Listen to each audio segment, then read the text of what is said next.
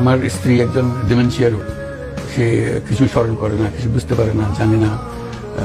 তার দেখাশোনার দায়িত্ব আমার উপরে এসে পড়ে। সে আমাকে ছাড়া আর কাউকে চেনেও না, বুঝেও না। তাকে খাওয়ানোর থেকে শুরু করে তাকে বিছানায় দেওয়া, তাকে টয়লেটে নিয়ে যাওয়া, সবকিছু দায়িত্ব আমার। এখন আমি চলে গেলে তার অবস্থাটা কি হবে? আমি না হয় এক সপ্তাহের জন্য চলে গেলাম, সেটা একরকম জিনিস। আমি যদি 1 মাসের জন্য চলে যাই, তার কি অবস্থা হবে? সেটা কাউকে চিনতেছে না। সেই জাহাঙ্গীরনগর বিশ্ববিদ্যালয়ের পদার্থবিজ্ঞানের চেয়ারম্যান ছিল, ডিপার্টমেন্টের প্রফেসর ছিল বহুদিন ধরে, এখন ডিমেনশিয়া রোগে অসহায় মানুষ, এটা শিশুর মতো মানুষ। কাজে এই হলো আমাদের পরিস্থিতি। এটা পারিবারিক ভাবে এটা। আমার মেয়ে সকালবেলা জেগে উঠলে আমার বাবাকে কি নিয়ে গেল নাকি, একটা নাইটমেয়ারের মতো অবস্থা।